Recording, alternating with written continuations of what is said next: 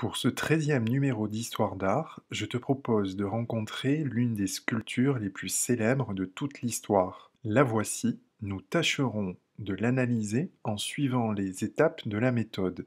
Commençons donc par présenter cette œuvre en nous appuyant sur les différents éléments du cartel. L'artiste qui a réalisé cette sculpture est anonyme, cela veut dire que l'on ne connaît pas son nom. Cette sculpture est appelée Aphrodite ou encore Vénus de Milo. Elle est datée de 100 avant Jésus-Christ. C'est une sculpture de marbre. Le marbre est une pierre. Elle mesure 2,02 m de haut et on peut l'observer au musée du Louvre à Paris. J'ai positionné l'année 2020 sur la frise historique. Voici où se situe la Vénus de Milo, 100 ans avant Jésus-Christ. C'est pour l'instant la plus vieille de toutes les œuvres des numéros d'histoire d'art. Dans notre découpage du temps en période historique, 100 ans avant Jésus-Christ, on peut dire aussi 1er siècle avant Jésus-Christ, cela correspond à l'Antiquité. L'Antiquité démarre à 3000 ans avant Jésus-Christ et s'arrête en l'an 476 après Jésus-Christ. Nous sommes donc bel et bien dans cette période de l'Antiquité, et plus précisément, c'est une sculpture grecque, il s'agit donc de l'Antiquité grecque. Passons à la description de l'œuvre, c'est-à-dire qu'est-ce que l'on voit sur cette image. Tu peux marquer une pause comme d'habitude pour décrire l'œuvre, c'est-à-dire pour que tu dises ce que tu vois.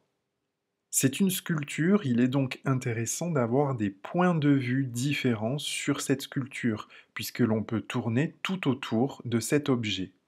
Cette sculpture de marbre nous montre une femme qui est debout. Elle est à demi nue. Plus précisément, la partie inférieure de son corps montre un vêtement, un drapé, la partie supérieure montre un corps nu. Sa tête est légèrement inclinée et son regard est porté vers le lointain. Ses bras sont manquants. Son bras gauche est manquant à partir de l'épaule, alors que le bras droit est manquant au niveau du milieu du bras. La coiffure de cette femme est assez élaborée, ses cheveux sont attachés en chignon à l'arrière de la tête, seules quelques mèches tombent sur sa nuque. Une sculpture est une forme. Le sculpteur a donc décidé quelle ligne, quelle forme donner à sa sculpture. J'observe que cette femme se tient sur sa jambe droite, c'est-à-dire qu'elle est en appui sur sa jambe droite. Sa jambe gauche est relâchée. Je l'observe par le genou qui vient en avant, qui vient vers moi. Cette position dessine obligatoirement un déhanché. Pour le voir plus précisément, observe comment la ligne du bassin n'est pas parallèle à la ligne des épaules. Par ailleurs, et c'est très subtil et délicat, si j'observe l'appui du pied, l'avancée du genou, le déhanchement du corps, l'avancée de la poitrine, le recul des épaules, l'inclinaison de la tête, je peux remarquer un très délicat mouvement de torsion que l'on appelle un mouvement hélicoïdal. Un mouvement hélicoïdal, c'est l'assemblage de deux mouvements, à la fois un mouvement de rotation et un mouvement d'ascension. Pour le dire autrement, ça tourne et ça monte en même temps, comme une hélice. Passons à l'interprétation, c'est-à-dire à partir de tout ce que l'on a vu, que peut-on comprendre de l'intention de l'artiste, de l'intention du sculpteur. Il faut que je te donne quelques éléments de contexte. Déjà te raconter que cette œuvre a été découverte en avril 1820 en Grèce, plus précisément sur l'île de Mélos. Mélos qui se dit Milo en grec. C'est une île qui appartient à un archipel, celui des Cyclades. Nous sommes en mer Égée, en Grèce. En avril 1820, donc, sur l'île de Mélos, un paysan nommé Yorgos veut construire un mur autour de son champ. En creusant le sol à la recherche de pierres, il va tomber sur un corps féminin. En creusant davantage, en fait, il va trouver deux morceaux différents.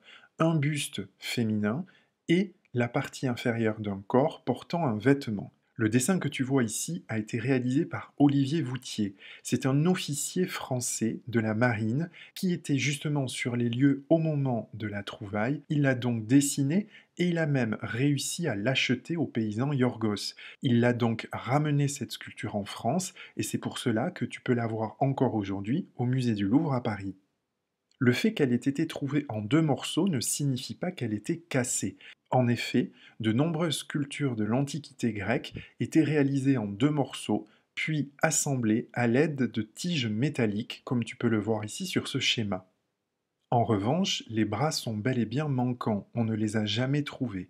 On observe des directions différentes. Le bras droit de la femme est orienté vers le bas, alors que son bras gauche est davantage orienté vers le haut. Le fait que ces bras soient manquants est assez problématique pour identifier cette femme.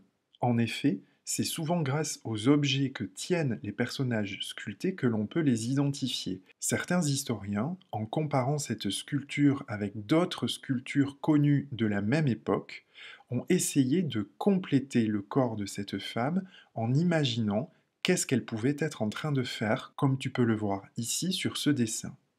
En réalité, et parce que les bras sont définitivement absents, nous ne le saurons probablement jamais.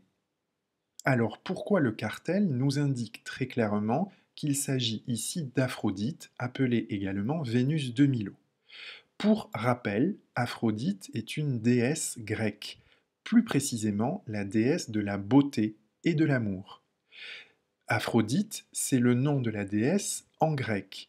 Pour les Romains, elle s'appelle Vénus, d'où alors son surnom Vénus de Milo, c'est-à-dire la Vénus qui a été trouvée à Milo, qui provient de l'île de Milo. C'est donc le même personnage, cette déesse de la beauté. Chez les Grecs, elle s'appellera Aphrodite, chez les Romains, elle s'appellera Vénus. Comment sait-on qu'il s'agit de la déesse de la beauté? En fait, on ne le sait pas, mais on le suppose. On le suppose en s'appuyant sur le seul indice visuel clairement affiché par l'artiste ici, c'est-à-dire la nudité de la femme. En effet, l'artiste ici offre toute la beauté de son anatomie, de son corps nu, au moins pour la partie supérieure.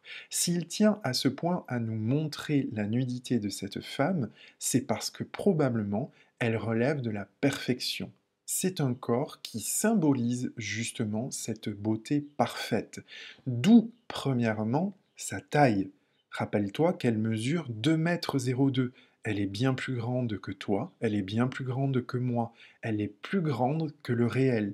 C'est donc probablement une divinité. La forme que le sculpteur a donnée à son objet, avec, rappelle-toi, un premier mouvement qui tourne, ajouté à un deuxième mouvement qui monte, c'est ce que l'on appelle un mouvement hélicoïdal, ça tourne et ça monte en même temps.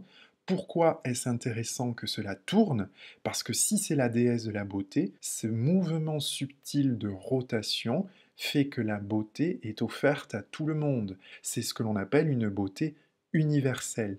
Et le fait que cela monte rappelle également ce côté céleste, le caractère divin du personnage.